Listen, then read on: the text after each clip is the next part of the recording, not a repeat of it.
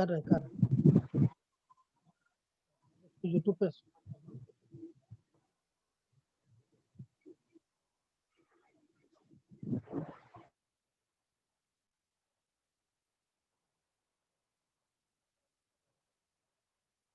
This is to inform to all the participants. We have started our live streaming on YouTube also. So if you have a network problem, you can go to our YouTube channel and uh, join us over there. Make sure to subscribe our channel so that for the upcoming sessions, it will be easier for you to join us on YouTube. And now we are going to start.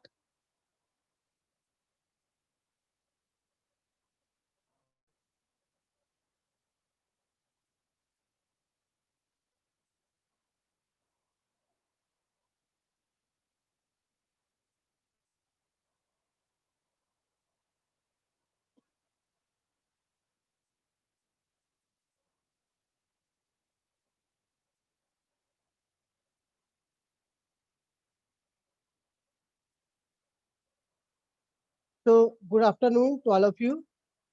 Our expert, Dr. Muthu Pandian sir, is connected with us now, and we are going to start the second session of the day.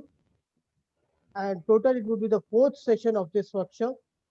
I welcome all the participants. I welcome all the guests connecting with us in the various corners of the country. I welcome all the faculty members of Jagatguru Ram Bhadracharya Divyang University, Chitrakoot. I also welcome uh, others who I cannot name, but yes, I you are most welcome, and uh, we are uh, delighted to having you in our workshop for this session. Uh, I especially welcome the guest of today, Dr. Muthu Pandian sir, and the man, the uh, guru who is not with us, who is not connected due to his busy schedule. I especially welcome Dr. Ram Shankar sir and others who are unknown, who I cannot name. So all of them are welcome. And now I would like to introduce uh, Dr. Muthu Pandian sir. As we are all aware, we already have an opportunity to have a lecture on reference management tools. Today, he is going to deliver a lecture on introductions to statistics. He has been associated for few years with Central University of Sikkim, Gangtok. There are many publications against his name in national and international journals. Also, he has contributed in some other books. He is uh, specialized in commerce, and he is interested in doing kind of academic related activities. He's very active person, and with these words, I invite again Muthu Pandian sir to start this session on introduction to statistics. Welcome, sir. The floor is yours now.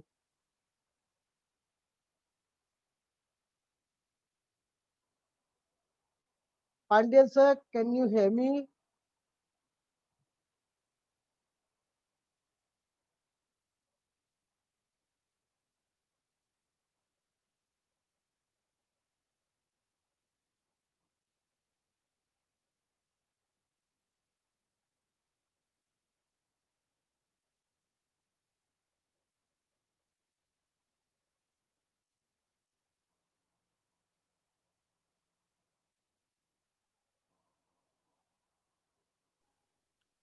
Manish sir, are you able to hear me?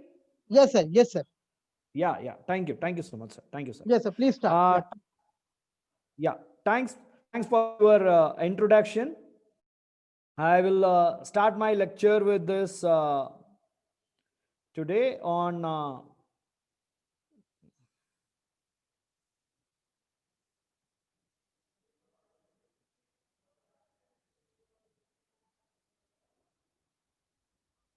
yeah. So today, what we are going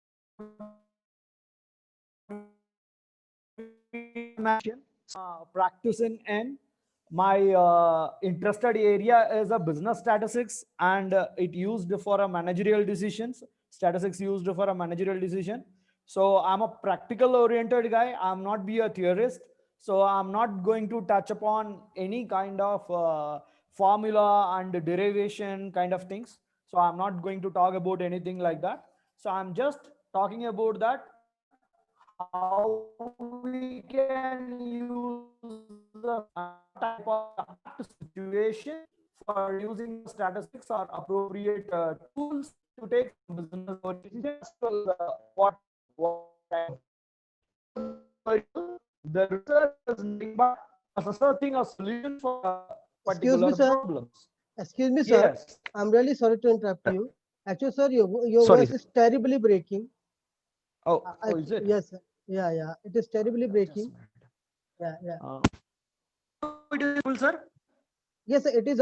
You are audible, but the thing is that uh, after a few minutes, after a few seconds, your voice is continuously breaking. So we are Oh, unable to understand actually. okay. Yeah, now, yeah, Uh, yeah. Now it's okay. Yeah, now it's okay. yeah, fine. Okay. So, I'm Dr. B. Muthupandian. Sir, now it's clear, na? Manish sir, it's clear? Okay. Yes, sir. Yes, sir. It's clear. Yes, sir. Yeah. Clear. Sorry. Sorry, audience. Today, my institution network is very bad. I unable to connect. I connect my personal device over the mobile network connection. I connected, so that's why this kind of little things will be hitching us. So please bear with me. So I will do whatever best on it. Thank you. So today what we are going to talk about is the introduction of statistics. I already explained, I already said that I'm not a mathematician, I'm not a theorist, so I'm not going to talk about any kind of derivation, any kind of formulas in the statistics. I just going to talk about that how we can apply the statistics in our day-to-day and real scenario, real-time scenario. So because in our research, we have to use statistics very predominantly to came to some managerial conclusions or otherwise some research conclusions. We require a statistical tools. So we should know that in what type of situation, what kind of managerial, what kind of statistical tools we are going to use for to get the better solution. For that reason, we start with this statistics. So today class, what we are going to talk about is these are the five areas. Again, I am going to concentrate on today. Very first, what we are going to talk about is small recap on statistics. Everybody, you know that what is mean by statistics and that. So we can go for a small recap on statistics. Second thing, what we are going to talk about is what are the different types of statistics are there, what are the different types of data series are there in a research, and what are the different types of variable we are using in the research. That we are going to talk about it. And third matter, what we are going to talk about is what are the appropriate descriptive statistics are available. So what is mean by descriptive statistics, and what are the things are there, that we are going to talk about it in our third session.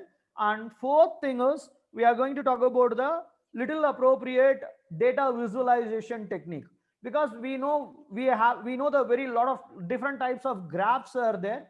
In what type of situation, what kind of graph we have to use, that is more important. So I want to show one diagram. It's not my own diagram, I taken from the net only. So I have to show the diagram. So what type of situation, what kind of charts may appropriate, or what type of graphs may appropriate, that I want to show to you, and we discuss about that. And lastly, we are going to talk about that what is the appropriate inferential techniques. inferential statistical techniques, and what are the different types of analysis are there, that we are going to talk about. This is our today lesson plan. So this is the way we are going to learn out of through this session. So very first, what we are going to talk about is population and sample. Population and a sample. This you may heard about that. What does mean by population? What does mean by sample? The sample is nothing but is a selected representation of the population. Why it is required? Because the entire population we cannot cover. Entire population, sometime it may be unknown. So we don't know that. We cannot cover the entire population because of our time constraint, or because of our financial constraints, or some other reason. We cannot completely cover the entire population to came to know some fact about the population.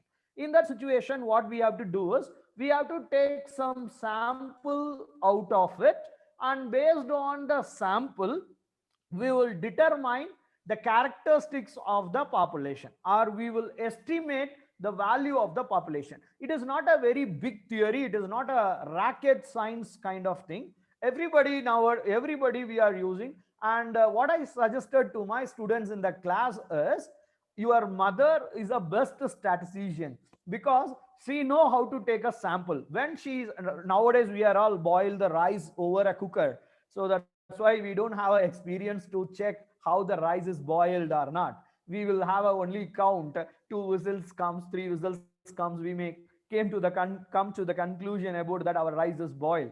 And whereas in ancient days, or earlier in your mother's time, in your when your mother cooks in her earlier life, so what she do is very simple. The entire part she will use the spoon and some chamchi. He'll take some rice out of from the boiled rice, and she could take some sample and check it. If one or two things is rice grinds or boiled, she came to the conclusion that the entire rice, entire vessel rice is boiled. That is the conclusion she came. How she came that kind of conclusion? The entire all the food grinds, all the grinds she will broken. No, she takes some sample, and based on the sample results she apply into the population. So this is the simple understanding about that, what is mean by population and what is mean by sample. The sampling will be applicable in many places also. Even your blood test is also the example of samples. If you want to check what type of intaxes is there in your body, you want to check, the doctors will not drain your entire blood from your body and check. They will simply take some sample from your body, blood samples from your body, and they will check what are the counts there in that sample. They may generalize even your blood sugar or whatever the case, any kind of bacterial infections or viral infection, everything will be detected with a sample only. Based on the sample, they will interpret into your entire population, means the body blood of the entire your body, they may interpret it. So this is we called as population and sample. So the population is the entire thing what you are want to study about it, that is we called a population. Sample means is a selected representation you are taking out from the population. That should be in some scientific way. For that we are using some sampling techniques. The sampling techniques are broadly classified into probabilistic sampling technique, non-probabilistic sampling technique. You may know about it. I don't want to go into that part in very detailed manner. So you may take a sample by either a probabilistic technique or a non-probabilistic technique. Whatever the way you want to use, you can choose your technique, and you can select your sample from the population to represent your population.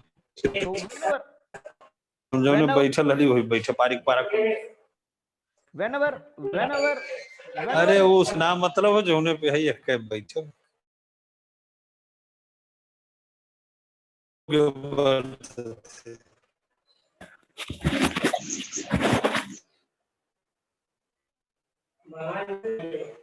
हाँ वो registrar है वो भेजी Gopal sir आपका video audio unmute कर लीजिए। तब उसके बाद में को पता चले कि युवराज कैसे होते हैं, बोर्ड ऑफ गवर्नर क्या होते हैं। गोपाल सर आप यही रजिस्ट्रार वीसी बन जाए। गोपाल सर अपना ऑडियो म्यूट कर लीजिए। गोपाल सर ऑलरेडी म्यूट है पहले से ही।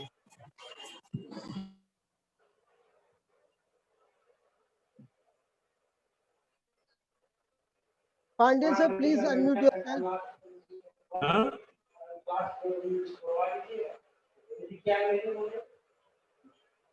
रोहित जी किसका ऑडियो है, इसको कौन म्यूट कर दो। कागड़ी बोला दीजिए।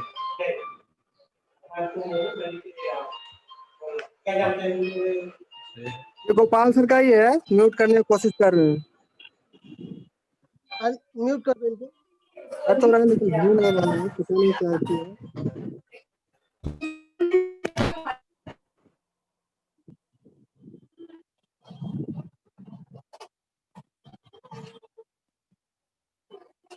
हाँ हो गया, म्यूट हो गया।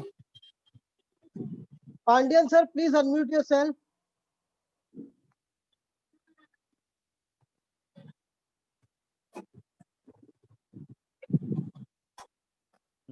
Thank you. Sir, I am audible? Yeah. Yes, sir. Fine. So, We are okay. sorry for disturbance, sir, actually. No problem, sir. No problem, sir. When we are talking about the population, whatever the values we derived from the population, that's are generally called as parameters. That we generally called as parameter. Similarly, what are the values we calculated from the sample? What are the values we calculated from the sample?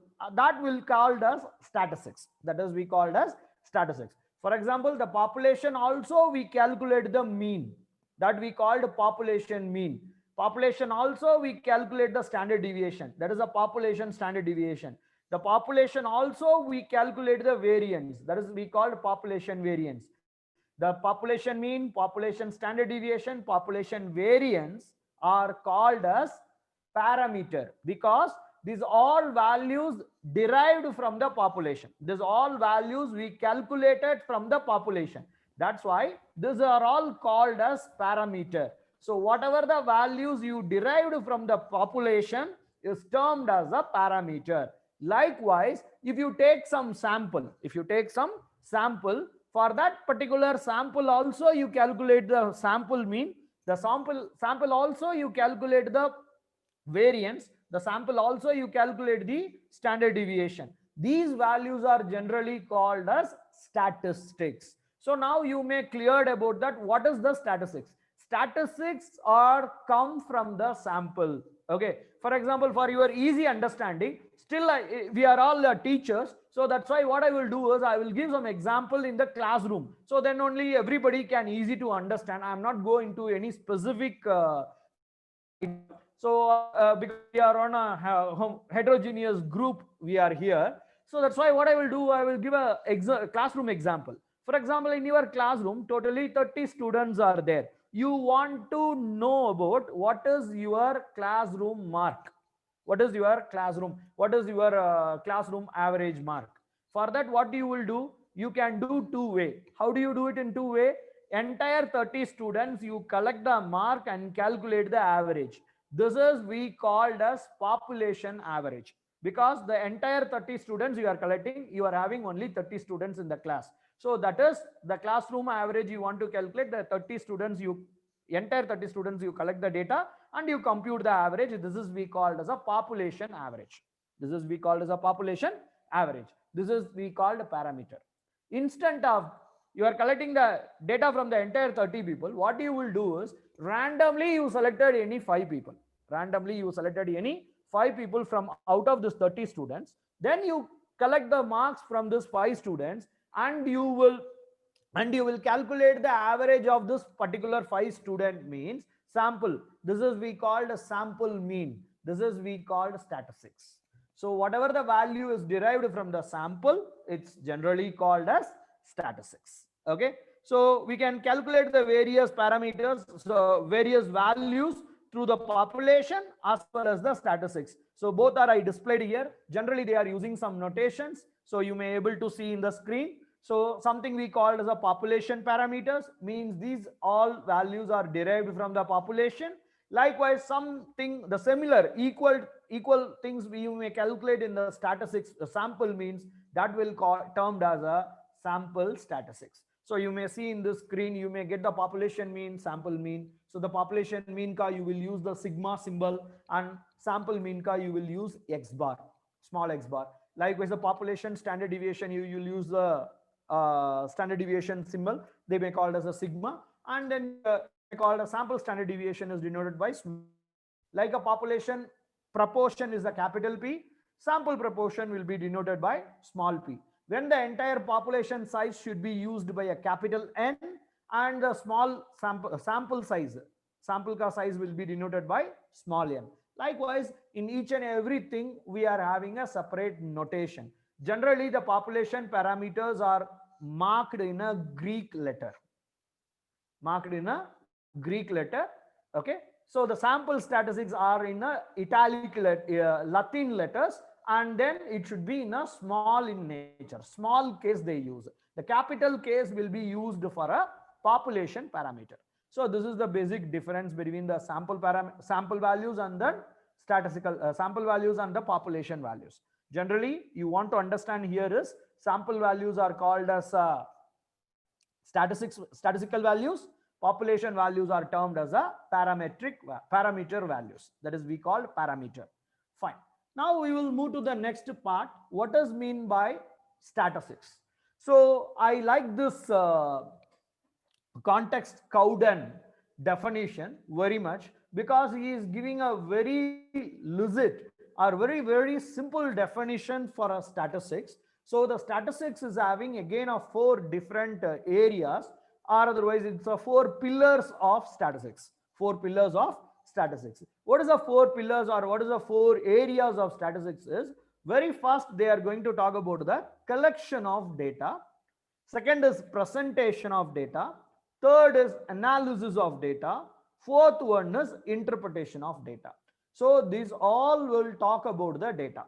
So the statistics is nothing but how to collect the data, how to present the data, how to analyze the data, how to interpret the data. You will get the answer for these questions, that is termed as statistics. That is termed as a statistics. So how do you collect the data? For a data collection, we have a data collection instrument, and we will determine our samples. For a sampling technique we are having. After collecting a data, what we have to do? We have to present the data. We have to present the data. How do you present the data? For a presenting a data in a 2 ways. One is we called as table, another one is we called as graph. Tabular form, you can present your data, or otherwise you can present your data in a graphical manner. That is, we call the presentation of data. The third area we called as analysis of data. So what you want to analyze? Analysis is nothing but, generally in our next slide, next 2 slides, we are going to talk about that one only. Condentation. What does mean by condentation?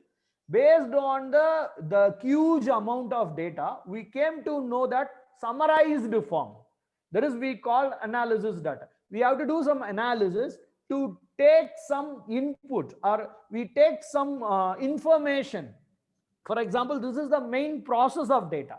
So once you get a raw data, the raw data will process, then it become a information. Then it become a information. So we want to extract the information from the data. For that purpose, we have to do the analytical. For that purpose, this analysis is very much important. After analyzing, you will have some numerical number. This numerical number will be appropriately interpreted. Here, this first 3 part anybody can do. First 3 part anybody can do. Even your research also, you can allow this 3 area to anybody. But once it comes the part of interpretation, it need more ground theory. They will understand the ground reality, or otherwise what it happened, the interpretation will not be an appropriate one. They have a lot of examples there in the misinterpretations of data. Very famously, everybody you know about it. In the Mandal Singh Ahluwalia, he make their commission. They may quoted at the what we called as what is amount of determining the poor people.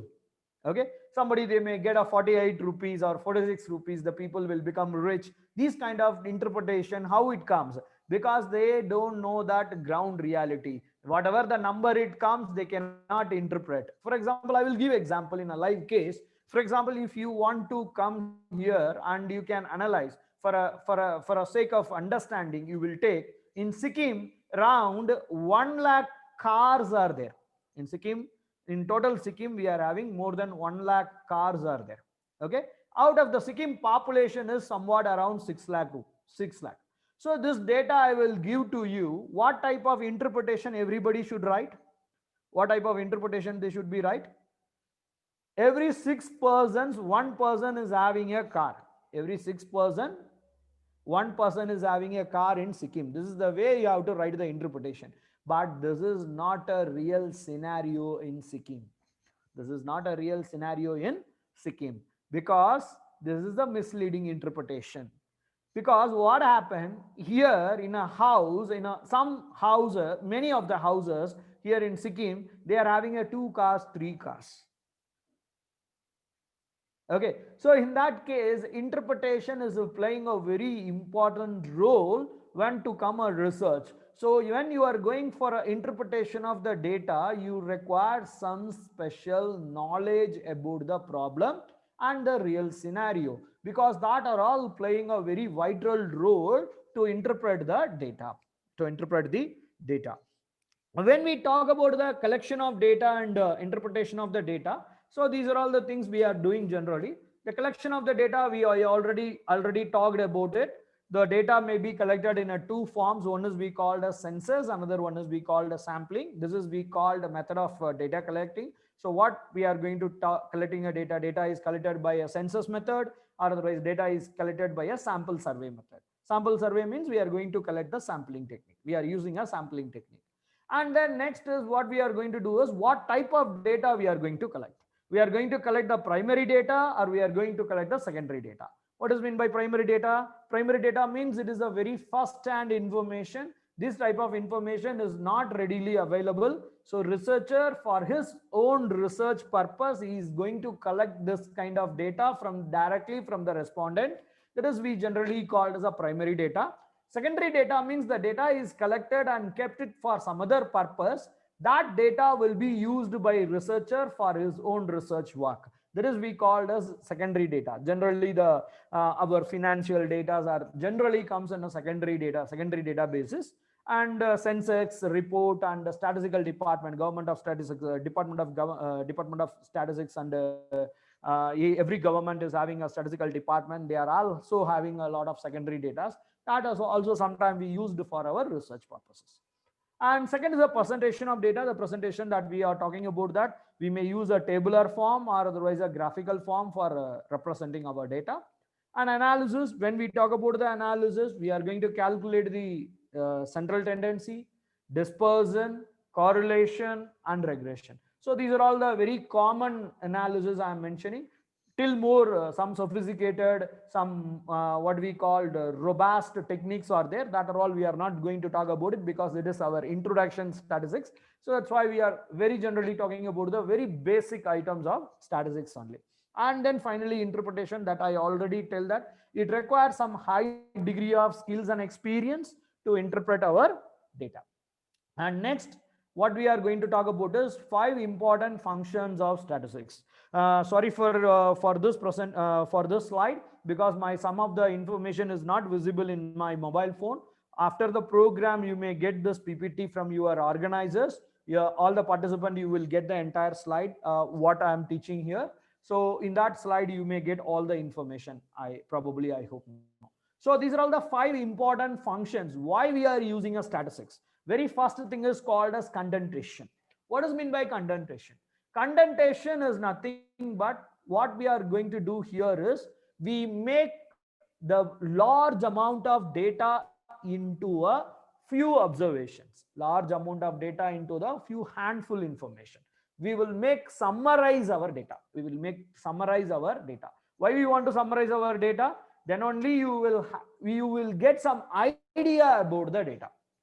Then only you will get some idea about the data. For that purpose, we are going for the condentation. For that purpose, we are going for the condentation. Generally, the summary statistics is called as condentation process. For example, if you are having a 10,000 observation, I will throw you in front of you, means you will not get any kind of conclusion. You will not come to any kind of conclusion. Whereas in the 10,000 observation, I will calculate the summary statistics and give you, means you will come to know that what is the largest, what is the highest, what is the maximum value of the series, what is the minimum value of the series, what is the mean value of the series, what is the standard deviation of the series, and what is the skewness and kurtosis of the series. These are all I will tell you, means you will have to imagine something. You can visualize the entire data set with this few information. This process is called as condentation. So we will summarize our data. That is, we generally called as condentation. And the second purpose is called as comparison. Here we are going to compare. We are having after summarizing a data, we are going to compare. So based on some group, we are going to compare. Male performance is better, female performance is better. Likewise, we want to compare something, or otherwise rural populations are doing well. These kind of comparison you want to perform, means state government is which state government is working well. So these kind of comparison you want to perform is require statistical values. After the condentation, we may go for a comparison of two different groups. And the third important matter, we are going to the estimation. What does mean by estimation? You know very well, this all we are doing with the sample data. Based on a sample data, we are going to estimate the value of the population. We are going to estimate the parameter value. Based on the statistical value, we are going to estimate the parameter value. Means based on the sample, I will come to the conclusion about the population. So that is we called as estimation. So what we are doing, we are trying to estimate. Based on the sample information what we are having in our hand. Based on that, we will interpret the entire population. The best example is blood sugar test. Some of ourselves or otherwise your parents, they may take a blood test for your checking your sugar levels morning or in a frequent basis. So what you will do? You will take one sample of blood, one point of blood. You take it from your body and you can test what is the sugar level in the particular sample. You generalize that much sugar is there in your body. So this is we called estimation. Based on the sample value, you estimate your population value. So your small blood sample you take, out of that you able to understand what is the blood content, my blood sugar content in my body. You will not suck out the entire blood and check. A small sample you take it out from your body. Based on the value you derived from the sample, the value you apply in your entire body, entire population. That is we call estimation. And the fourth important function is called as forecasting. What does mean by forecasting? Forecasting means based on some random observation, we are going to predict the future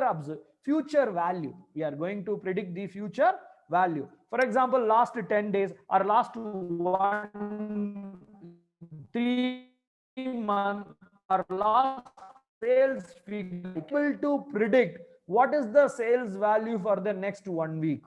I can able to predict what is the sales value for the next 1 week. This way I can do that. Whenever I am having some random collection, random sample observation, means based on this random sample observation, I am not going to predict the population. Here what we are doing, based on the sample, we are predicting the future. We are not going to apply in the We are not applying this technique to the estimate the population value. Forecasting and estimation, in this way it will be differ. In this way it will be differ. Estimation and forecasting is not similar. This is the way it differs. Estimation means based on the sample value, you are going to predict the population value. That is we call estimation. Forecasting means based on the sample value, you are going to predict the future value. You are going to predict the future value based on the past data. You are going to predict the future data. Based on the past data, you are going to predict the future data. That is we call forecasting. And then type of hypothesis, test of hypothesis. When we talk about the hypothesis testing, means some tentative truth. That truth you want to test it.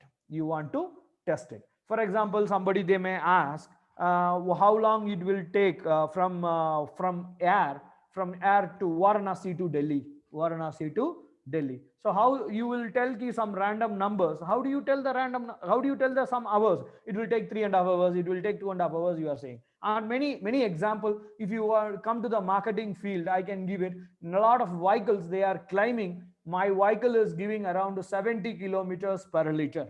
70 kilometers per liter. These are all the tentative statement. They have to take a sample and they test and prove it. They have to take a samples and they tested and it proved it. This is the truth. So this is the way they have to test. This is generally they may call it as hypothesis testing. We will discuss little later in my slides in a very detailed manner. So next, what we are going to talk about is the different types of statistics. Generally, the statistics will be broadly classified into two categories. One is a descriptive statistics. Another one is we called as inferential statistics. One is we called as a descriptive statistics. Another one is we called as inferential statistics. What does mean by descriptive statistics? The descriptive statistics is talk about that the describing the nature of the data set. Describing the nature of the data set. Describing the nature of the data set. Inferential statistics, what they will do, based on the information contained in the sample, come to some inferences, come to some conclusion, giving some estimation, giving some predicting value about others. That is we called as inferential statistics. That's why the descriptive statistics is also called as exploratory data analysis, EDA. Generally they called as EDA, exploratory data analysis. Exploratory data analysis means you have to analyze your data set characteristics. You have to analyze the characteristics of your data set. That is we call descriptive statistics. After analyzing the characteristics of the set, you have further what inference statistics. We can get information from us. This we call inferential statistics. Inferential statistics furtherly divided into categories. This we call as hypothesis testing and estimation of hypothesis and estimation. Hypothesis testing and estimation. Hypothesis testing testing and testing association or relationship. Testing relationship or Excuse me, sir. association. So these are broad category. Yes. Excuse me, sir. How any Sir, your voice is breaking, sir. Your voice is breaking. Sorry. again? Okay. Now it is clear, sir. Yeah, now. Yes. Yes. Okay, sir. Thank you. So when we talk about the descriptive and inferential statistics, so these are all the broad category of in descriptive statistics and inferential statistics. Then what we are going to talk about is what does mean by exploratory data analysis or descriptive data analysis. Before enter into this area, you should understand about that. What is the characteristics of the data? So characteristics of the data set is nothing but in the characteristics, we have to study about 4 important characteristics of the data. 4 important characteristics of the data. So in statistical term, they may called as movements. The statistical term, it's called as movement of data. Movement of data. What is the movement of data? First movement is called as measuring of central tendency. Measuring, others we called first movement. Measuring of central tendency. Central tendency means you have to calculate the mid value of your data series. Central value of your data series. Central value of your data series. It may be a mean, or it may be a median, or it may be a mode. You have to calculate the appropriate central value of your data series. Central value of your data series. That is the first movement of the characteristics of the data series. The second movement of the data series is called as measures of dispersion. Second series is called as the measures of dispersion. Measures of dispersion, generally they may called as range, interquartile deviation, and then standard deviation. So these are all the measurement generally they use to measure the dispersion. So what is mean by dispersion? Dispersion means how much it deviate from the each and every observation in the data series. Each and every observation in the data series, how much it deviated from the central value. How much it deviated from the center value. That you have to measure it. That you have to measure it. That is, we call that measures of dispersion. How much it deviating from the each observation is how much it deviating from the central value. How much it deviating from the central value. That you have to calculate. For that you may use the range. For that you may use the interquartile range, or otherwise you may use the standard deviation. So these are all the various tools used to measure the dispersion of the data. This is generally called as second movement of the data. What is the third movement of the data? The third movement of the data is talking about that identify the shape of the data distribution. That is generally we called as skewness. Generally it will called as skewness. So you may look the diagram, 3 diagram I mentioned in my right hand side of my slide in the top. You may see that. So we are using a 3 different type of diagrams. The diagrams are talk about that how my datas are skewed. How my datas are skewed. So now you can see here there is a 3 types of data skews are there. Very first thing is called as symmetric. Center point you see, it's called symmetric distribution or symmetrically skewed. Symmetrically skewed. Symmetrical distribution. They may generally called as symmetric distribution. Symmetric distribution. When we called a symmetric distribution, when your mean value is equal to median value. When your mean value is equal to median value.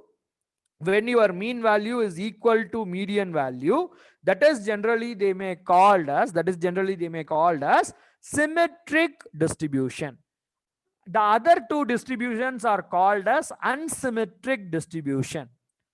Unsymmetric distribution, asymmetric distribution. So asymmetric distributions are divided into 2 categories: right side skewed distribution or left side skewed distribution. Right side skewed distribution or left side skewed distribution. What is mean by right side skewed distribution, left side skewed distribution? Right side skewed distribution means our mean value is greater, median value is low. Mean value is greater, median value is low means this is generally they may called as right side skewed distribution. Right side skewed distribution. Skewed means the tile. Tile is skewing. Which side is tile is going very long? Right side is tile is going very long. Left side is peak. Left side, the peak is located on the left side. So peak is located on the left side means right side is skewed. Right side is skewed. That's why this is we called as right skewed distribution. Right skewed distribution.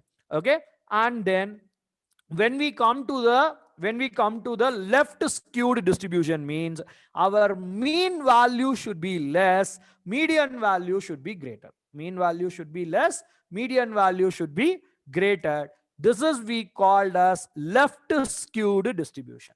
Left skewed distribution. When our distribution is left skewed or right skewed, we have to go for data transformation technique to convert our data into the symmetric form. To convert our data into the symmetric form. Okay, so that is the way we have to do the data transformation technique we use to convert our asymmetric data into the symmetric data. Okay, so this is the way we have to know about the skewness. So this is we called skewness. The skewness is the third movement of our data series. Then we are going to talk about the fourth movement of our data series, that is we called as kurtosis. That is we called as kurtosis. Kurtosis is talking about the height of the distribution. Kurtosis is talking about the height of the distribution, how much tall the distribution is. So below the bottom, I am showing one diagram. You can see that there is a three different forms of kurtosis. There is a three different forms of kurtosis. Okay, in the middle form is called as normal distributed. The middle form is called as normal. The middle form is called normal. Middle form is called normal. The first one and the last one. First one and the last one is not non-normal. The first one and last one, it is called non-normal. So generally, we have to see this 4 parameter for any kind of data series. This is a 4 parameter you have to check for any kind of data series to describe the characteristics of the data set. Describe the characteristics of the data set. What is the mid value? Each and every value, how much it is deviating from the mid value, how much fat the data series is, how much fat, that is we called skewness. It's equally fat or one side fat, other side is weak. Skewed means that is not a proper shape. Shape is not good. So we have to check the shape of the distribution by using a skewness, and the height of the data series. Height of the data series by using the kurtosis. For example, if you want to know about, or if you want to describe somebody, for example, if you are asking someone, so today class is taken by Pandian sir, how the Pandian sir look like that? Somebody is asking, how looks Pandian sir? So what you will do? You have to narrate me. He's a tall, it's a normal guy, normal height guy. He's wearing specs and he is putting tika in his forehead. And likewise, you are narrating me. Likewise, you are describing me. The same way you have to describe the data set also. Data set mid value is this much it is deviating from the values, and this way it is shaped, and this much height it is, this much flatness it is. This way you have to narrate it.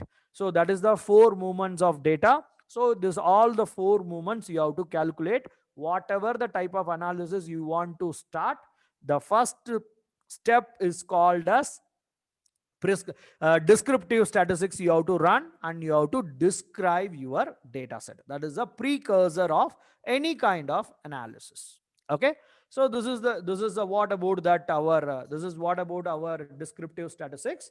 Now what we are going to talk about is the next part is called as inferential statistics. In the case of inferential statistics,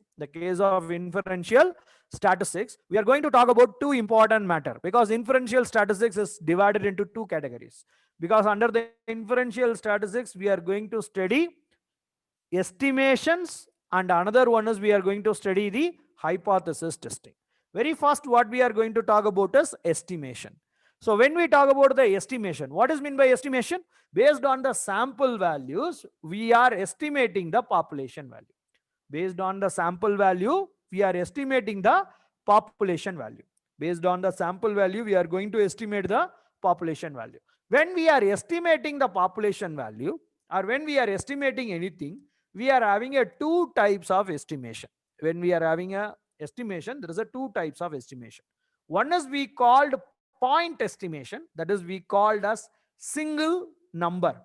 Point estimation is nothing but it's a single number. Single number. That is we called as point estimation. Means you will give only one value. That is we called as point estimation. Sometime you are giving some interval. Sometime you are giving some interval values. Confidential interval estimate. That is we called confidential interval estimate. So what is that? For example, I will give one example, means you may able to understand. For example, I am asking how long the session will goes. Somebody they say that, sir, 2 hours. Somebody they say that 2 hours. If they give only one value, 2 hours, this is we called point estimation. This is we called a point estimation. If I will ask to some other guys, they may say that 1 hour 45 minutes to 2 hour 15 minutes. 1 hour 45 minutes to 2 hour 15 minutes. So they will give two values. Means in between the class will end. Not less than 1 hour 45 minutes, not greater than 2 hours 15 minutes. In between the class will end. So this way they will answer, means this is we called as confidential interval estimate. So while estimating, they are giving upper limit and lower limit. They will give some boundary values. They will give some boundary values. So based on this way, you will give a interpretation. Based on this way, you will give a estimation, means this is we called as interval estimate. Point estimate means you will give one exact value. That is we called point estimate.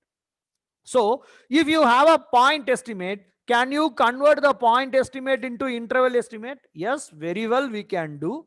Point estimate plus or minus, you do the confidential interval. Point estimate plus or minus the confidential interval. Confidential interval, you will get the interval estimate.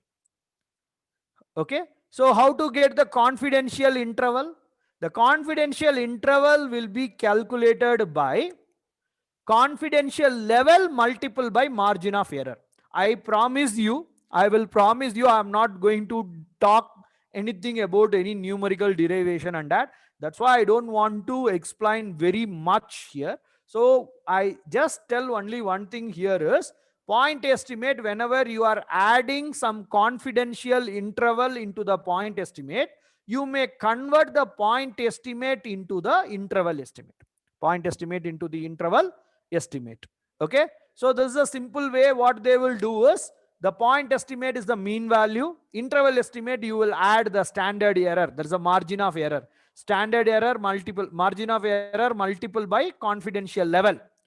Standard margin of error multiple by confidential level, plus or minus you do with the point estimate, means the point estimate is become a interval estimate. The point estimate is become a interval estimate. So I want to stop it here only. I don't want to go in very detailed manner of the point estimate and point estimate and the interval estimate.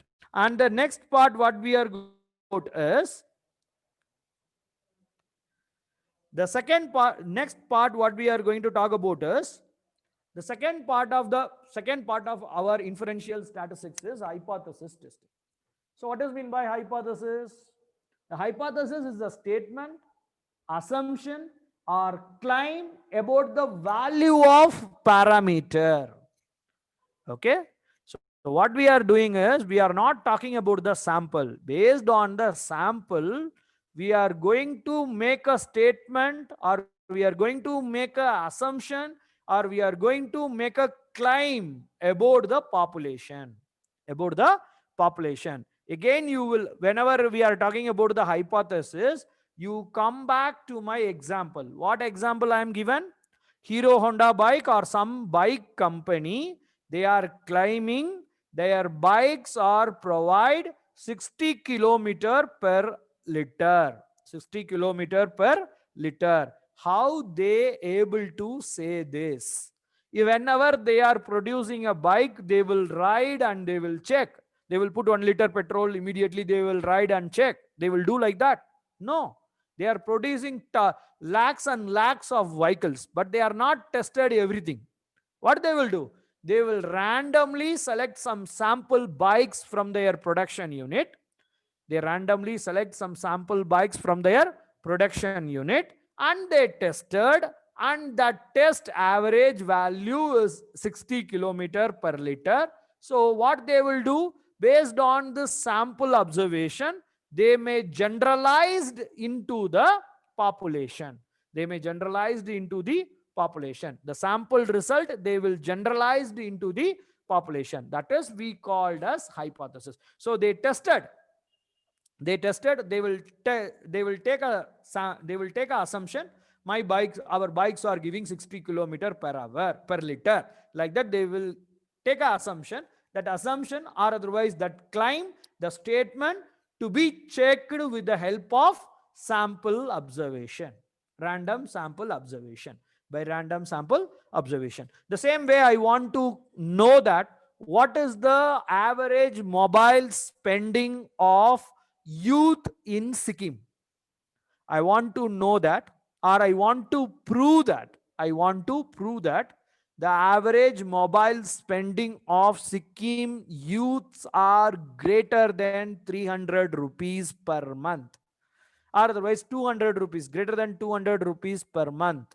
I want to prove it, or I want to prove this my claim. So what I will do, I cannot go and collect the entire youth population in Sikkim and collect the data. Na? So what I will do, I will take a sample of some Sikkim youth, and based on my sample result, I will interpret the population characteristics. Based on my sample result, I will interpret the population. Okay, so this is the thing we are going to talk about here, the hypothesis testing.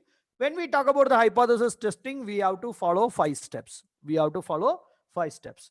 Very first step is we called as stating the hypothesis. Second is we have to choose our level of significance. Third is we have to calculate our we have to decide our appropriate test statistics. Fourth step is we have to choose our calculate our table value and calculated value. And fifth step is going for a managerial conclusion. So these are all the 5 general steps we follow for hypothesis testing. Very first, we have to state the hypothesis. Second is we have to determine our level of significance. Third is we have to choose our appropriate test statistics. Fourth is we are going to calculate our calculated value and the table value. Fifth step is based on the table value and calculated value, we come for a managerial conclusion. We come for a managerial conclusion, whether we will accept the null hypothesis, we are reject the null hypothesis, or unable to reject the null hypothesis. This is the way we are come to the conclusion. So these 5 steps are generally called as hypothesis testing. Okay, so when we talk about the hypothesis testing, we have to know about that null hypothesis and alternative hypothesis. So what is meant by null hypothesis? What is meant by alternative hypothesis? Null hypothesis and alternative hypothesis, here you should understand how you can set the hypothesis statement. The hypothesis, null hypothesis statement should be unquestionable statement. Nobody can furtherly question of that statement. If I am stating any null hypothesis, nobody can furtherly questioning that statement.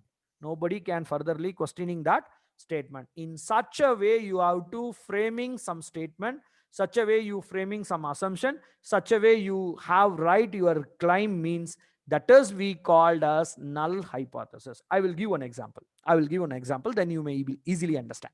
So usually the null hypothesis we are using equal to symbol, no difference. Significant difference, no significant difference. This word we are using.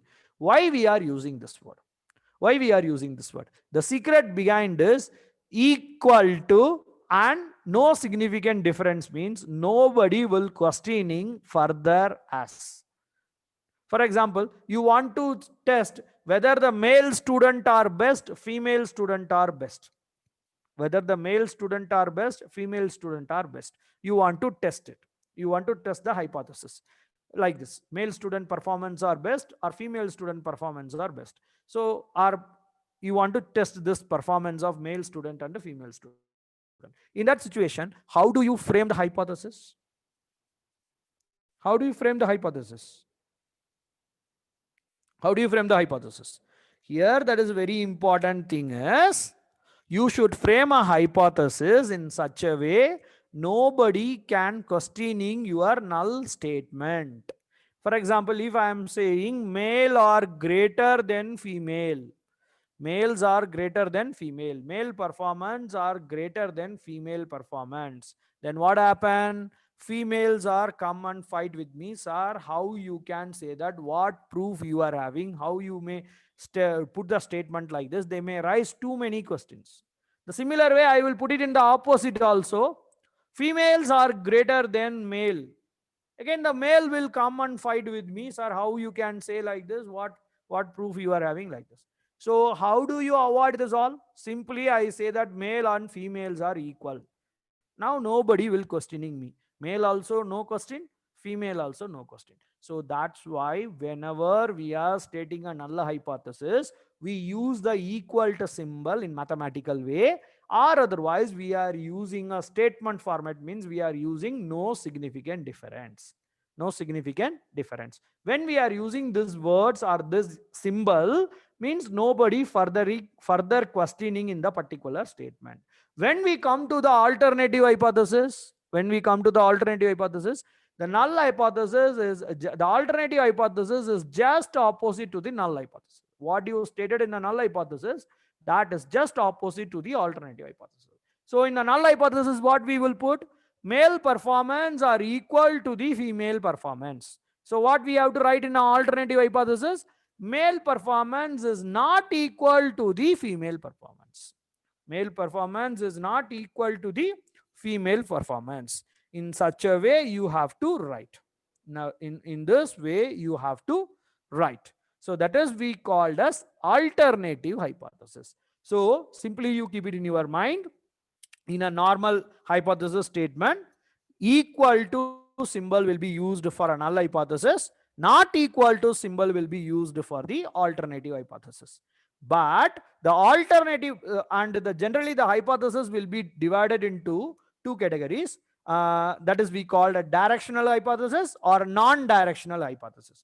Directional hypothesis and a non-directional hypothesis. Or otherwise, this is the way literally we are speaking. But in a statistical manner, you want to understand means, sometime you may heard about the two-tile test, one-tile test. What does mean by two-tile test? What does mean by one-tile test? Two-tile test means non-directional hypothesis. One-tile test means directional hypothesis. That's all. Two-tile test means non-directional hypothesis, because two-tile, either both side it goes, no direction. That's why it is called non-directional hypothesis.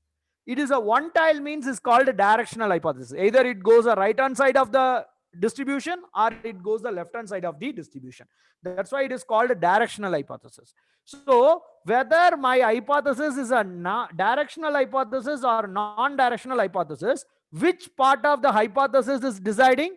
Null hypothesis is similar. Null hypothesis will not tell us whether my hypothesis testing is a directional hypothesis testing or non-directional hypothesis testing. But our alternative hypothesis will give a clue whether my hypothesis testing is a directional hypothesis or non-directional hypothesis. When you are using not equal to symbol in the alternative hypothesis, means that is a non-directional hypothesis. That is we call a non-directional hypothesis. When you are using in your alternative hypothesis greater than symbol or less than symbol, greater than symbol or less than symbol, that will be termed as directional hypothesis. That will be termed as directional hypothesis. Okay, so further one more slide I will show you, then you may able to easily understand what I want to convey is. So in my next slide you may able to see here, in this next slide, in this next slide you may came to know here. So this is the slide they are talking, this is the slide they are talking about the difference between, this is a slide they are talking about the difference between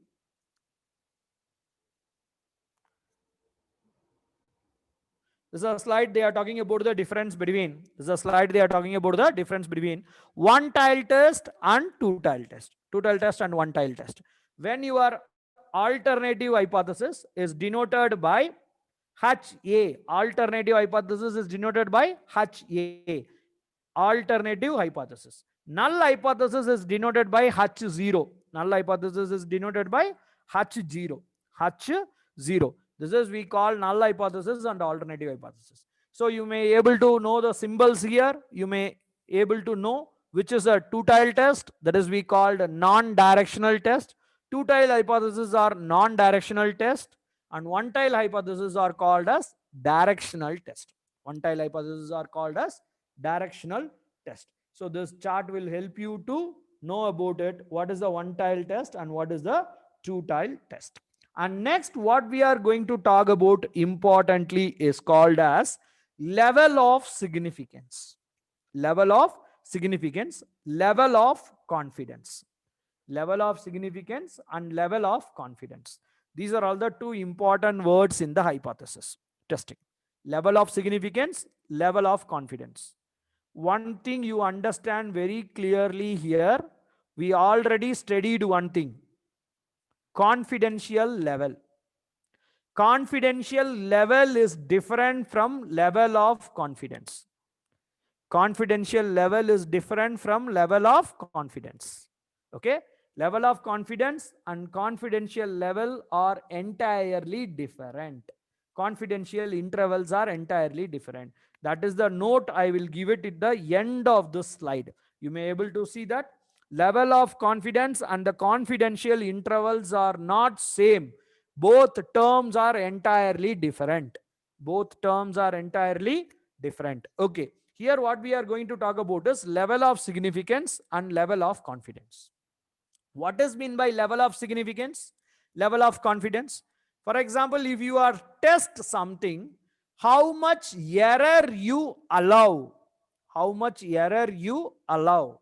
That is we called as level of significance. Alpha level or error level you accepted. Error level you accepted. Error level you accepted. That is we called as level of significance. The level of significance is a error level accepted. The level of confidence is how much you are confident about your conclusion. How much confidence about your conclusion. How much confident about your conclusion. That is we called level of confidence. Again, I want to explain this terminologies with our example of bike case. When we are testing our hypothesis, we want to check my bikes or our manufactured bikes or our Hero Honda bikes, Hero bikes are giving above 60 kilometer per liter. Above 60 kilometer per liter. I want to test it. For that, what I am doing, for example, I am producing lakhs and lakhs of Hero bikes. I will not test the entire lakhs and lakhs of bikes. Out of this lakhs and lakhs of bike, what I will do is I randomly selected 100 bikes.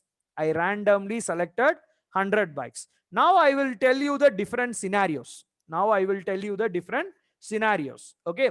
So when you will tell my bikes are, you agree my bikes are giving above 60 kilometer. Okay. You are testing 100 bikes. You are testing 100 bikes. You are testing 100 bikes. Out of 100 bikes, 80 bikes is giving above 60 kilometer. 20 bikes are giving below 60 kilometer. 80 bikes are giving above 60 kilometer. 20 bikes are giving below 60 kilometer. In that situation, you cannot say that my bikes are giving above 60 kilometer because 20 bikes are not fulfill your claim. 20 bikes are not support. 20 bikes are having against evidence to your hypothesis. Against evidence to your hypothesis. Scenario I am saying, another situation I am saying, out of 100 bikes you tested, 97 bikes are giving 60 kilometer above. 97 bikes are giving 60 kilometer and above. The remaining 3 bikes are giving. Remaining three bikes are giving less than 60 kilometer per liter. Less than 60 kilometer per liter. Now you may say confidently. Now you can say confidently. What you can say?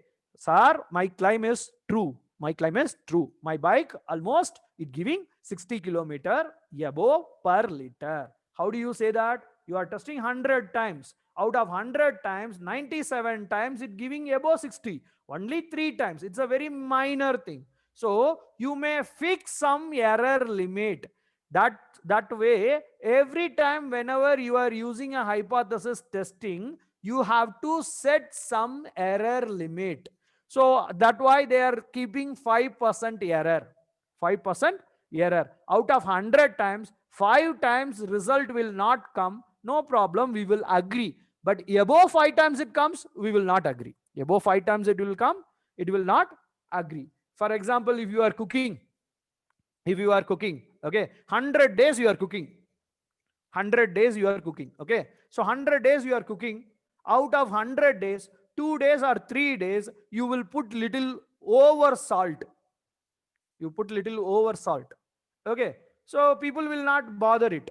But out of 100 days, you put 30 days, you put over salt, means the people will believe you are a perfect cook. They will not believe you. So this is the way you have to fix some error level. That is we called as level of significance. So we will fix the alpha level, error level we have to fix. The error level is 5%. The error level is 5%. You fix the error level at 5%, so you can keep it like that. Okay, so below 5% you will come, means you will accept. Above it goes, you will not accept the conclusion given by the result. And this is the way you can see, this is the value we are going to talk about it. This is the value we are going to talk about it. When we want to test the hypothesis, we have to test this level of significance value. Level of significance value. You should remember this value. There is a 2 method is there, manual method and computer method. Nowadays we are using a statistical, all things are not hand method. We are using a computer method only. So computer based result, p-value method. So here we will conclude based on the p-value method. When the p-value is greater than, when the p-value is less than, the level of significance 5%. Your p-value is less than 5%. Your p-value is less than 5%. You reject the null hypothesis and you accept the alternative hypothesis. Your p-value is less than 5%. You reject the null hypothesis and accept the alternative hypothesis. For example, the same case what we are discussing, bike case, you take it here. What is our p-value? 3 times. Out of 100 times, 3 times only I will get my kilometer is less than 60 kilometer. My p-value is 3. My p-value is 3. Okay, it is less than 5% or greater than 5%. Less than 5%. In that situation, I reject the null hypothesis. What is my null hypothesis? Equal to. What is my null hypothesis? Equal to. What is alternative hypothesis? Greater than 60 kilometer. Greater than 60 kilometer. You accept it. My bikes are giving above 60 kilometer. Like that, you will accept.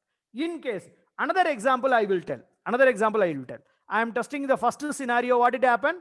100 bikes are there. Out of 100 bikes, 20 bikes are not giving 60 kilometer. 80 bikes are giving 60 kilometer. In that situation, now you compare. My p-value is what? 20. My p-value is what? 20. My level of significance is what? 5%. My p-value is what? 20%. Because out of 100 bikes, 20 bikes is not giving result, means 20%. My p-value is 20%. My p-value is 20%. My level of significance is 5%. Is greater than that. So what we have to do? Unable to reject. So we can't do it. So we cannot reject our null hypothesis. So we cannot claim my bike is giving more than 60 kilometer per liter. That way I cannot claim. Because I don't have a sample evidence to prove my claim. I don't have a statistical sample evidence to prove my claim. I don't have evidence. My evidence are against me. My sample evidence are against my hypothesis. So I am unable to prove it. Unable to prove it. So that's why we called it. And next is, so when we talk about that, this is a type 1 error and type 2 error. This is very important thing. So what is mean by type 1 error and type 2 error here? So you can see here, this is the actual situation, and in the top row columns you will have an actual situation. In the left side rows you will have a decision. You will have a decision. So here you will see that when the actual situation is true, you reject the null hypothesis. When the actual situation is true, you reject the null hypothesis. No problem, no error. Similarly, when the actual situation is false, when the actual situation is false, when the actual situation is false, you reject the null hypothesis. You reject the null hypothesis. You reject the null hypothesis. That is also no problem. That is also no problem, no error. But when the error is come, the actual situation is true. The actual situation is true, but you reject it. But you reject it. This is the problem. This is the problem. Likewise, if you will go that side. Likewise, if you go that side, another side, actual situation is false. Actual situation is false. What you will do? You not reject. You are not reject. You are not reject. That is also error. That is also error. That is we called as type 2 error. That is we called as type 2 error. The first scenario we called as type 1 error. The second scenario is called, second type of error is called as type 2 error. So this table you may compare. This table you may compare with the judgment case. So as per our judicial things, what we will say that? What we will say that? The non-guilty person should not be punished. Okay? The genuine guy should not be punished. Even lot of theft and a lot of criminals may escape from the act, but no genuine people or no genuine citizen should not be punished under the wrong judgment. So this is the way you can remember that type 1 error and type 2 error based on the case of punishment. Really, he is not committing any mistake, but he punished. Really, he is not doing any mistake, he punished. Means that is the type 2 error. What is the type 1 error? Really, he did some commit error. He did some crime. He did some crime. But what he will do? He rejected. You judge say that you are not doing anything, you go home. That is we called type 1 error. That is we called type 1 error. Type 2 error is really he is not doing anything, but judge say that you only does, so you go to the jail. Like that he said, means that is a type 2 error. Type 1 error is, what is that? He really committed the mistake, he really committed the crime, but judge say that no problem, you will go, no issue, you go to the house. Like that he say. So that is we called, that's it. I say that even many criminals can escape from the act. It's not a big issue. Means type 1 error is not a big problem, but where the problem is really fall, type 2 error. So the type 2 error talk about that when you are not committed any error, you should not be guilty, you should not be punished. So that is a type 2 error is very serious error compared to type 1 error. Okay.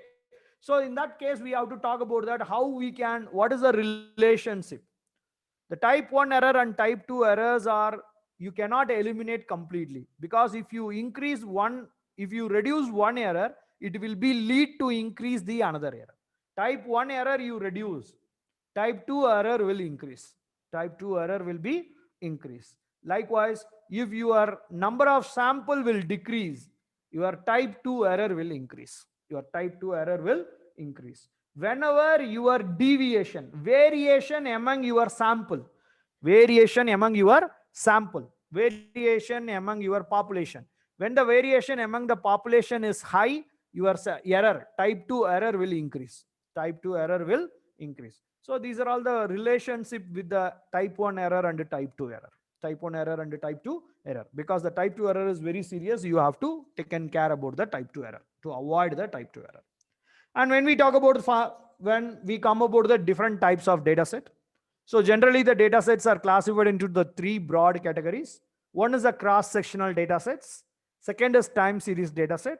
Third one is pooled or panel data set. The different types of researchers, different types of data sets we are going to use.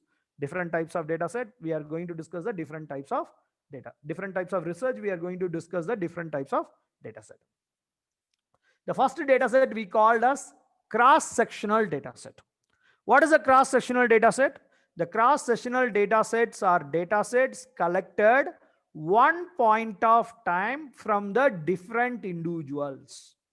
One point of time from the different individuals. That is, we called cross-sectional data set. Generally, the primary data research is called cross-sectional data set. Primary data research is generally called as cross-sectional data sets. For example, again, I will give to the classroom example, then only you may easily understand.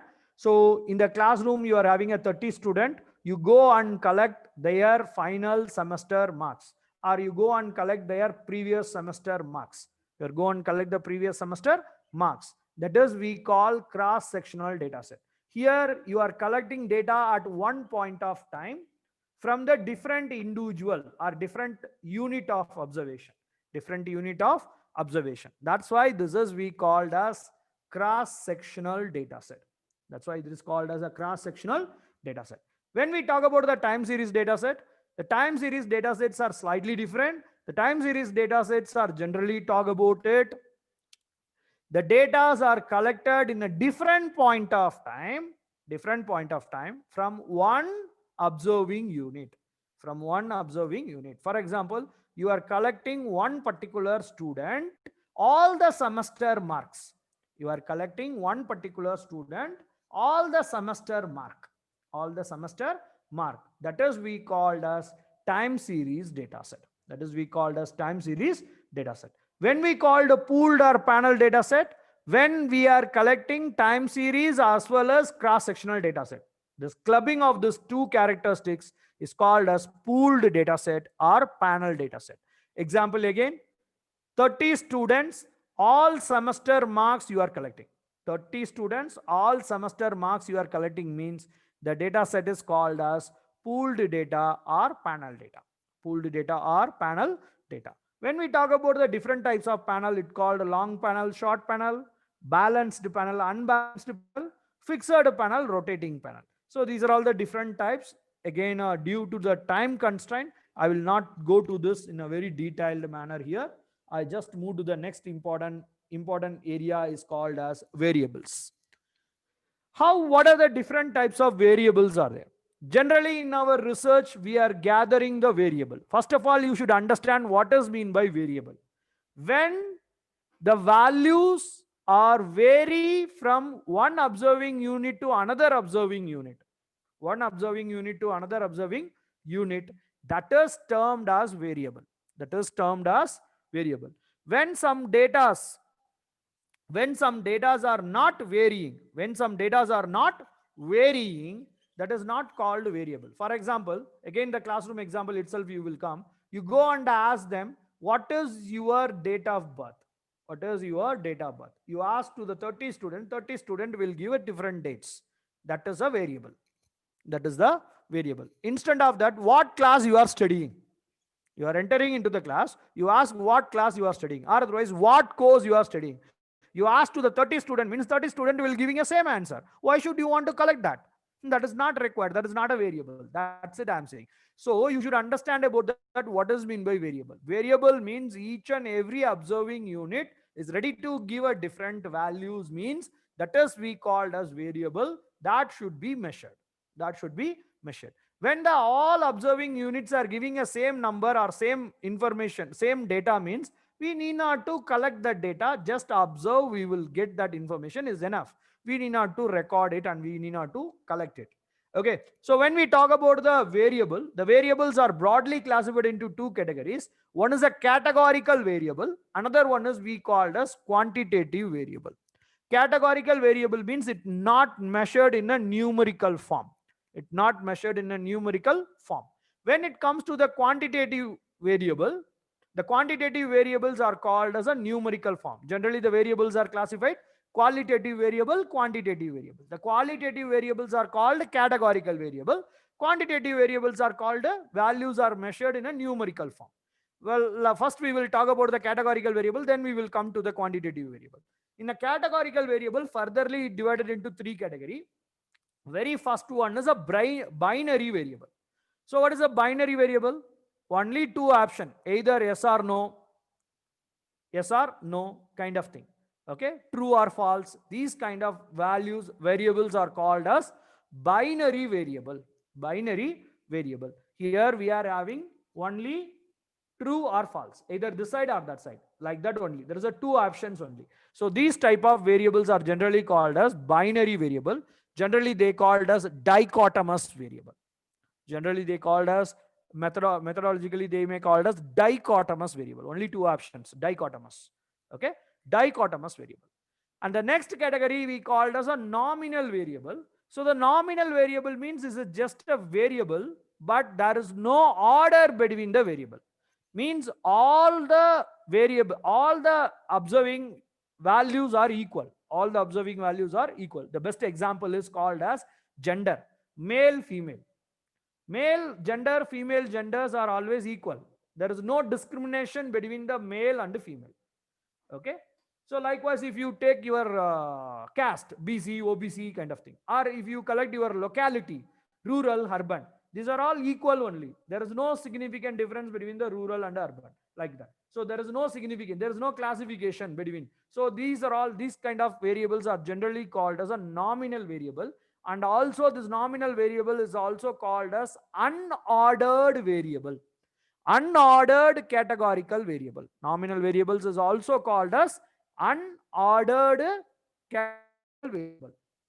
Nominal variables is also called as unordered categorical variable. And the third type of categorical variable is called as an ordinal variable. Here the very important thing is order is important. Here greater than, less than you can apply. Greater than, less than you can apply. The best example is assistant professor, associate professor, professor. Grade is there or not? You can order it or not? Who is a low grader? Who is a high grade? You can order it or not? Yes. So this type is called as ordered categorical variable. And one more example. You may go to the ready-made shop. Ready-made shop. You may go and see your dress, many things. Everything is having some size. S, L, XL, triple XL. Like that, they may have a different type of codification.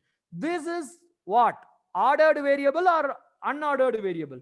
This is an ordered variable. S means a small, M means medium, L means large, XL means greater than large. So there is an order in between these numbers, between these categories.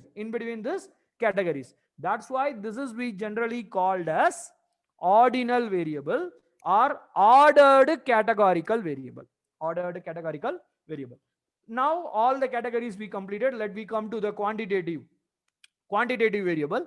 When we are collecting a quantitative variable, variable will be described into two categories. One is a discrete series. Another one is we called continuous series. Discrete series means which numbers you can collect,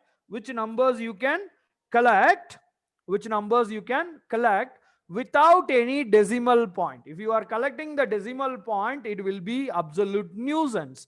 That type of variables are generally called as discrete series. Discrete variables means only the whole number is meaningful. Whenever you are collecting something in a decimal point, it is a misleading. It is not right. It is inappropriate. That is we called as discrete data, discrete values. And when we talk about the continuous series, decimal points are allowed. Decimal points are allowed. That is we called continuous series. For example, if you ask somebody, how many kids do you have? Even though I am expecting one more kid on next to 2 months, I cannot say 1.8 kid I am having. I cannot say like this. This is not a meaningful. Even though I am expecting in next 2 months I will get one more baby. So in that situation, even though I am unable to say that I am having 1.8, otherwise I am having 1.75. I cannot say like that. So this is we called a discrete series. And something I can explain with a decimal point. What is your height? What is your weight? I can say that with a decimal point. It's allowed here. If you can, some variable you can measure with a decimal points, that is we called a continuous series. Some variable you cannot measure a decimal point. If you measure also, it will be a wrong. How many good articles are there? How many good items are there? You cannot say in decimal. Cannot say in decimal. So in that all cases, you may called as these are all discrete series.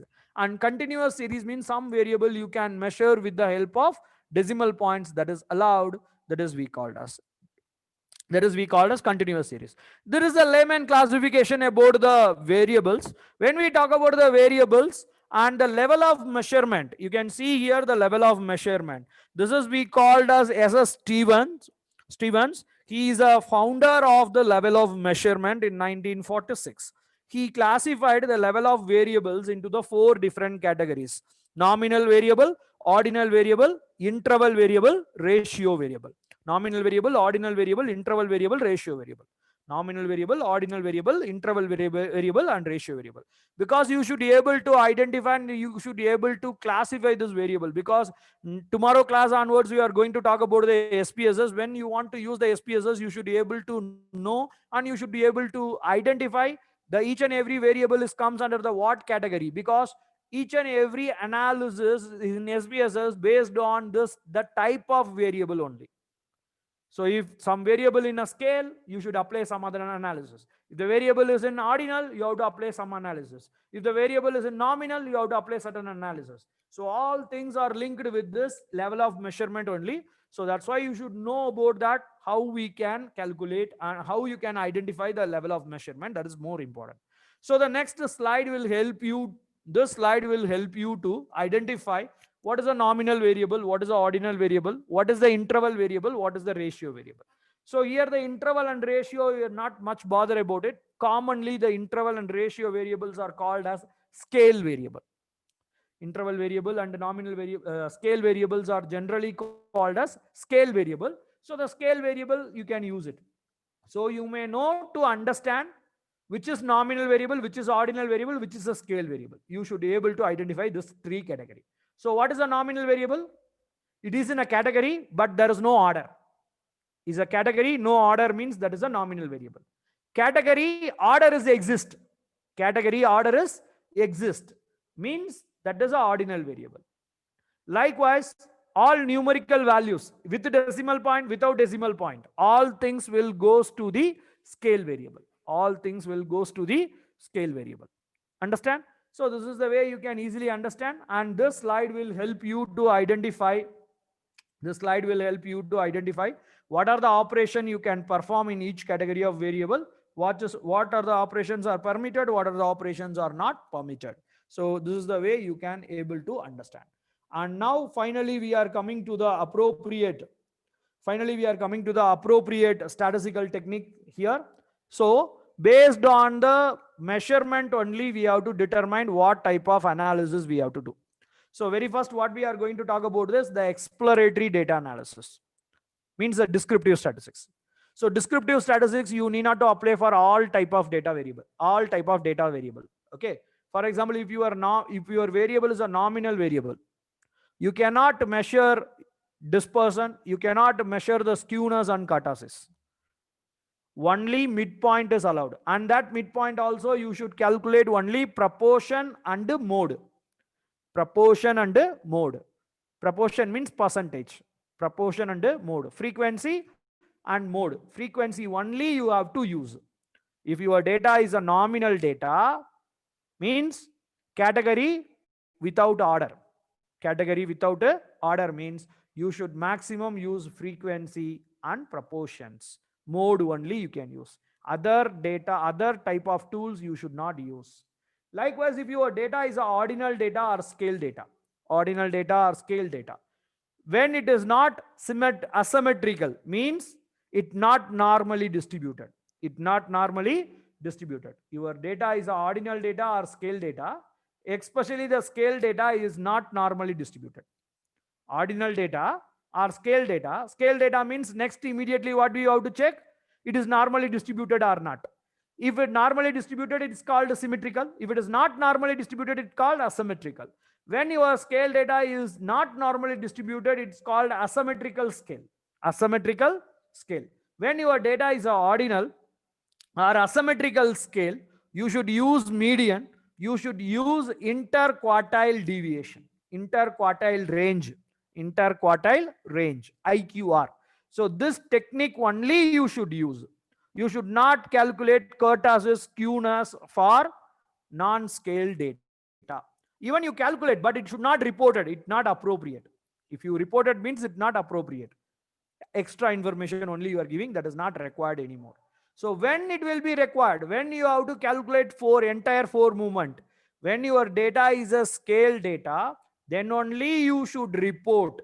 Then only you should report all the four parameters, all the four matters, four movement, mean, skewness, mean, dispersion, skewness, kurtosis. Okay, this all four movement you should be reported when your data are normally distributed. Sir, how I will know that my data are normally distributed or not? Simply you can see the kurtosis value and skewness value. You may came to know that there is a many ways are there. Maybe I hope in the SPSS class, the ma'am or whoever is going to handle the SPSS software, they may tell you what are the ways are there to identify the normally distribution or not. So very simple technique or book technique is called as when your skewness is 0, when your skewness is 0 and kurtosis is above 3. When your skewness is 0, kurtosis is equal to 3, not above 3, equal to 3. When your skewness is 0, kurtosis is equal to 3. So these two values are satisfied, your distribution is normally distributed. Your distribution is normally distributed. In case these values are not came in the analysis of kurtosis and skewness, your data is not normally distributed. Your data is not normally distributed. For checking a normality, graphical methods are there, statistical methods are there. Okay, so these are all maybe in the SPSS part, the people will discuss you. I'm not talking about that. I'm not touching about it. Very simple technique is you can check the kurtosis value, skewness value. Kurtosis value should be equal to 3, skewness value should be equal to 0. If these values are fulfilled, your data is normally distributed. These values are not fulfilled, your data is not normally distributed. This is the way you can come to the simple conclusion about the normally distributed or not normally distributed data. And when we are talking about that, these are all some descriptive statistics you may calculate it with the help of Excel. So you may know Excel means you can calculate this, all functions are available in the Excel. You can calculate by yourself all the descriptive statistics. Whenever we called about descriptive statistics, this all you have to think about it. And next part what we are going to talk about is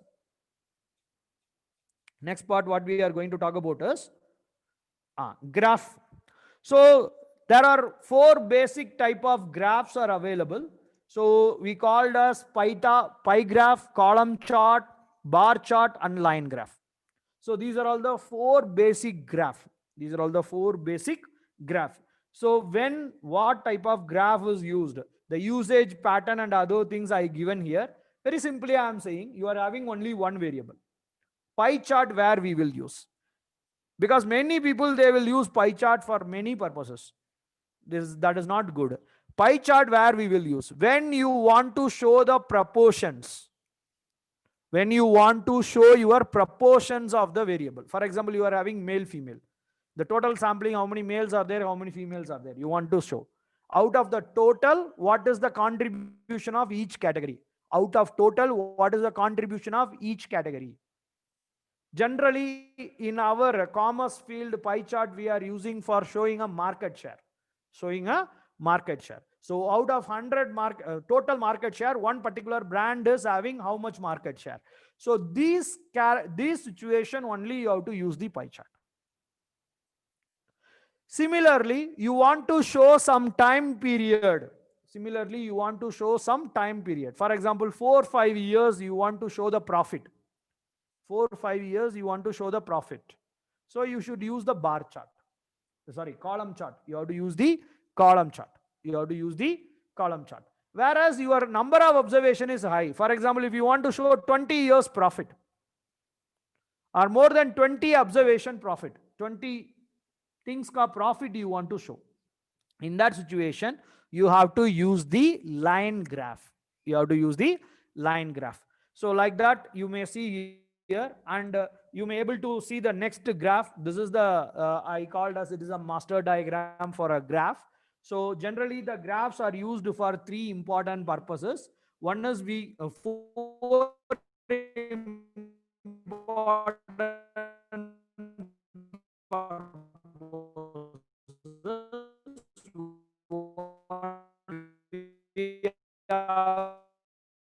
comparison purposes. Graph we used for showing the distribution effect.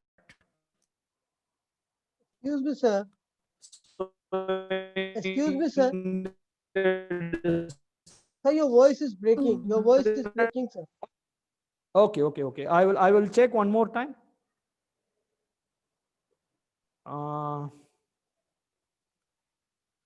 Okay, sir. Now how it is? Yes. It's okay. It's okay now. Okay, sir. Thank you. Okay, sir. Okay. Just a minute. I will come back to the slide. Okay, fine. So this is the graph. This is the graph we talk about it.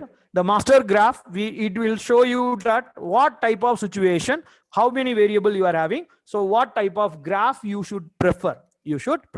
I hope this almost all this graph you can prepare with the help of Excel as well as SPSS. This all graph you may made it with the help of Excel and SPSS. You can able to perform this all type of graph.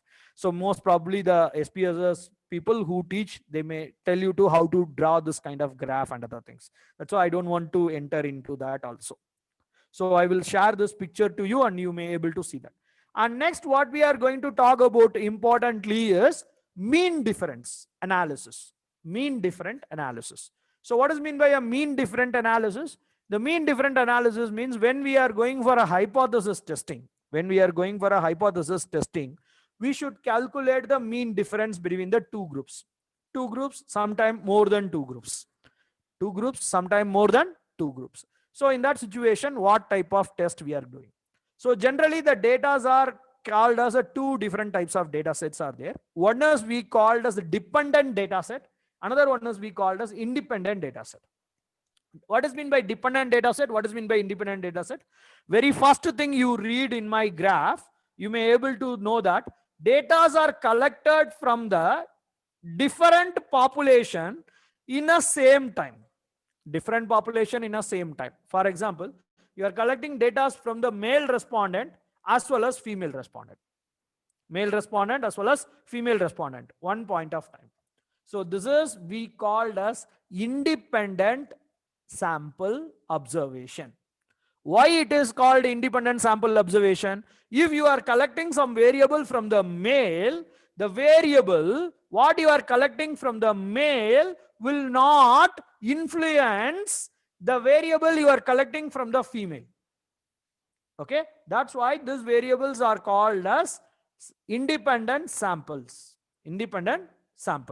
Okay, so this is the way we have to identify. And another part you will go, the data are collected from the same population in a different time. For example, in the classroom example, again I am coming. In the classroom example, you want to know about that, how much my class is effective or not. So for that, what you are doing, you are conducting one pre-test and post-test. Before you are handling the class, you will conduct one test. The same test you conducted again after completing the class. So that is we called pre-test and post-test. This will conducted for the same population in a different point of time. So different point of time you are collecting a data from the same population. This is we called as the dependent sample. Because first population value, the second population value, the first population value will be having some influence on the second population value, because the populations are same, the peoples are same, where you are collecting a data is the same. So that's why this is we called as a dependent sample. When we are having an independent sample, we are having two groups. Means male respondent is there, female respondent is there. For example, I am saying. So in that situation, you want to test independent t-test, you have to apply. Independent t-test you have to apply. So independent t-test you have to apply. So the independent t-test is the parametric test. One more equal and non-parametric test is there. Sometime your data are not normally distributed. For example, you want to check the scores, mark of the male student and female student you want to compare. Mark of the male student and female student you want to compare. In that situation, your mark is the scale variable. The scale variable should be normally distributed. In case the scale variable is not normally distributed, you cannot apply the parametric test. Here the t-test is a parametric test. Okay. So if your mark variable is not normally distributed, you should not use the parametric test. Instead of that, you have to use equivalent non-parametric test. You have to use. What is that test? What is the test? For that test, you have to use the equivalent non-parametric test. Okay. So what is the equivalent non-parametric test? Mann-Whitney U-test. Mann-Whitney U-test. So the Mann-Whitney U-test is the equivalent test for t-test. When your samples are normally distributed, when your scale variables are normally distributed, you use the t-test. When your samples are not normally distributed, you have to use the non-parametric test. That is we called as Mann-Whitney U-test. Okay. Similarly, sir, I am having more than two groups, sir.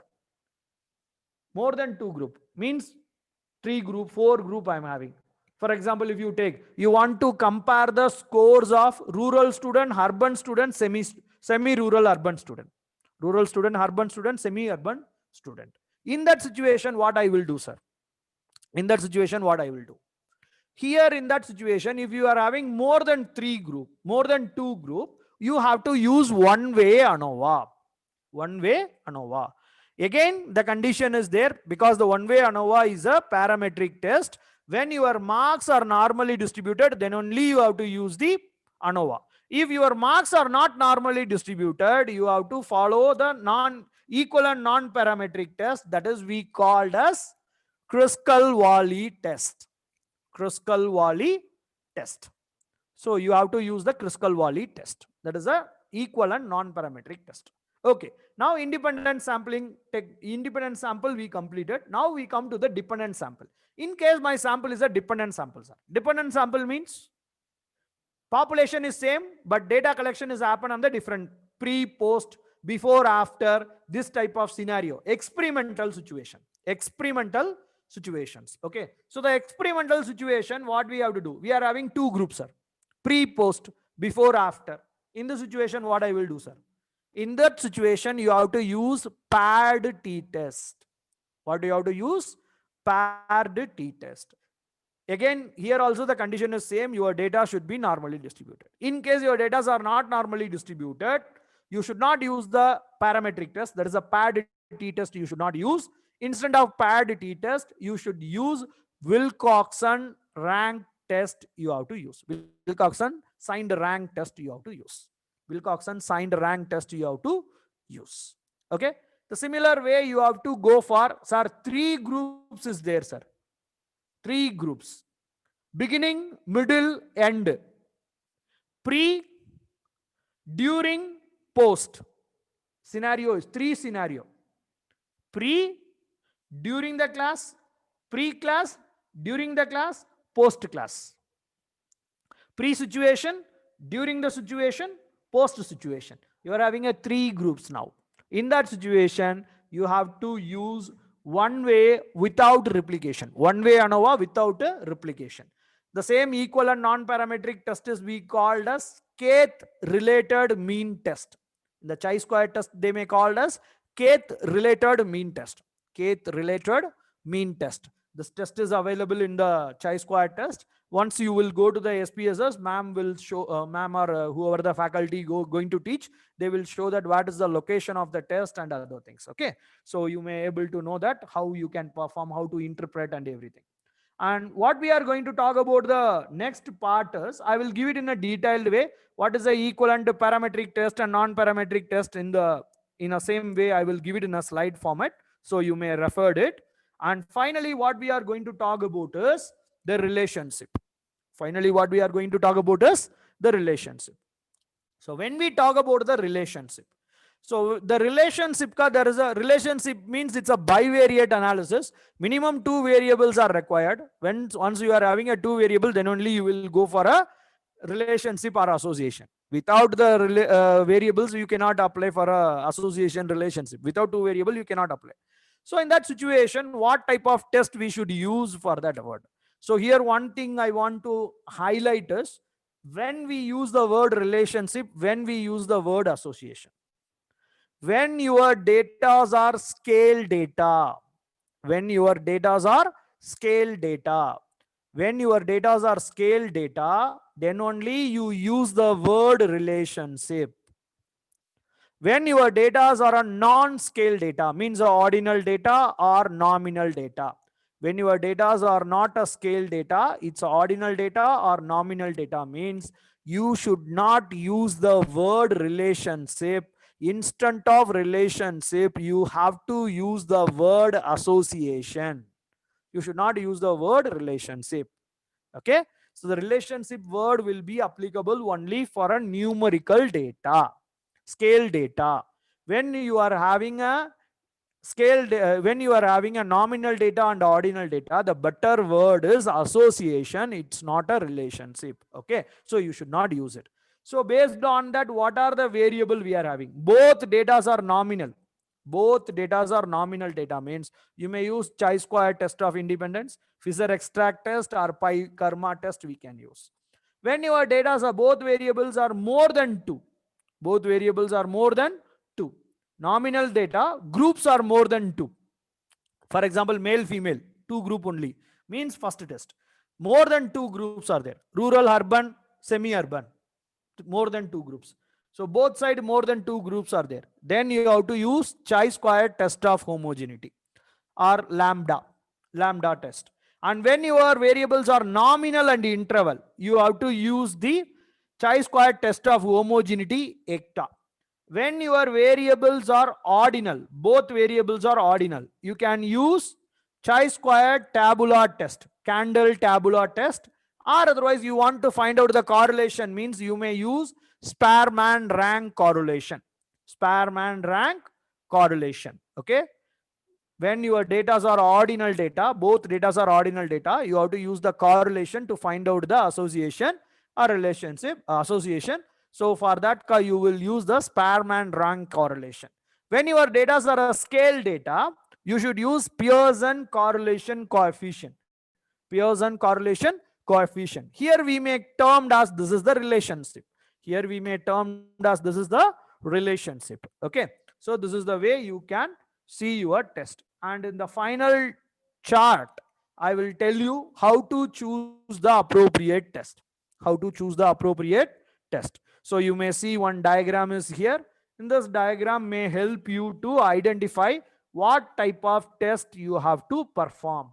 So whenever you have to compare this, so based on your predictive variable, it is a categorical variable, it's a qualitative variable, so quantitative variable. Based on the all classification, this diagram will take you to what is the appropriate test, what is the appropriate statistical test you have to apply for your work. Okay, so once you can refer this diagram, you may able to identify your appropriate statistical test. Because of the time constraint, I need not to go in a detailed way in each and everything, because this is a diagram is a easy way, so you can refer, means you may easily understand that. Now last 5 minutes is there. I will if any queries related to this, you may ask. Thank you so much. Manish sir, to you. Thank you. Thank you, Manish, sir, for sir. this wonderful lecture. And if any questions from the participant sides, the floor is open for you all. Please put your questions in the chat box or raise hands. I would request Pandian sir to please Sir. check the chat box and hand Yeah, so that sure, sir. Sure, sir. yeah, So I the just check that. participants. I just stop my sharing. I just Yeah, go sure. for my stop my sharing. Yeah, And then I will go back to the chat window. So you have any queries, you can put it in the chat window, or otherwise you may raise your hands. I will unmute you.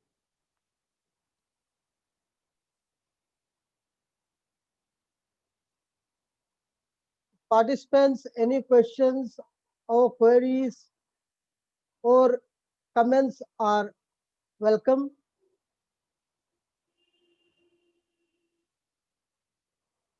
Please put your questions.